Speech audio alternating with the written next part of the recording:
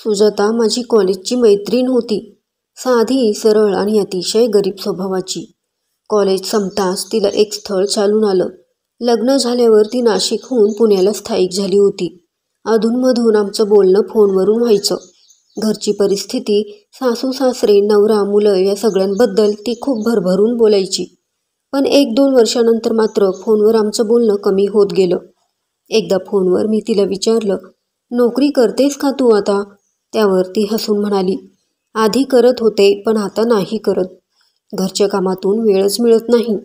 स्वयंपाक, मुलांची शाळा, अभ्यास, सासू सासऱ्यांचं औषध पाणी, पथ्य एवढं सगळं सांभाळताना स्वतःसाठी मुळीच वेळ मिळत नाही.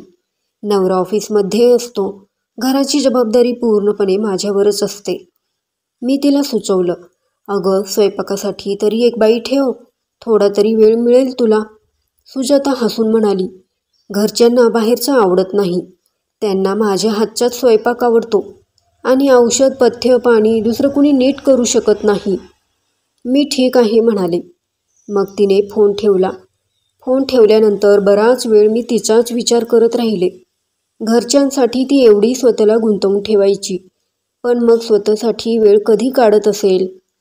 हळूहळू दिवस गेले. आमचं बोलणंही कमी झालं होतं. एके दिवशी अचानक तिचा फोन आला, पण समोरून तिचा नवरा बोलत होता. त्याने सांगितलेलं ऐकून माझ्या पायाखालची जमीनच सरकली. सुजाताचा मृत्यू झाला होता. मला तर विश्वासच बसत नव्हता. काल परवापर्यंत हसत बोलणारी माझी मैत्रीण आता या जगात नाही. दुसऱ्या दिवशी मी तिच्या घरी गेले.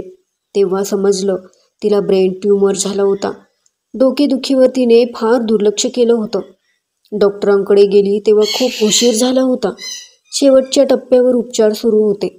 2 महिने ती दवाखान्यातच होती आणि शेवटी ती कायमची निघून गेली. आज या गोष्टीला महिना उलटून गेला होता.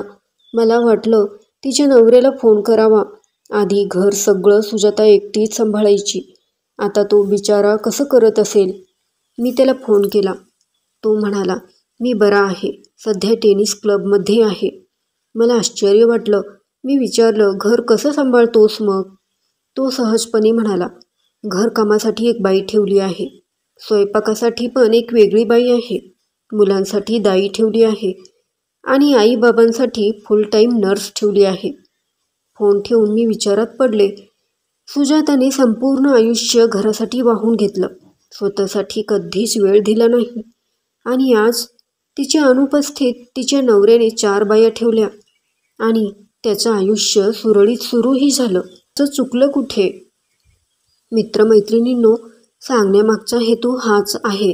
घराच्या जबाबदाऱ्या पूर्ण करणं गरजेचं आहेच, पण सगळ्यात महत्त्वाची आहे आपण स्वतःची काळजी घेणं, वेळ काढणं हे तेवढंच आवश्यक आहे जितकं इतरांचं बघणं.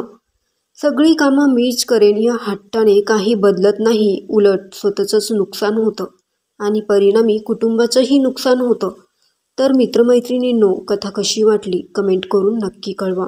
कथा आवडली असेल तर चॅनेलला सबस्क्राईब करा, शेअर करा, लाईक करा. धन्यवाद.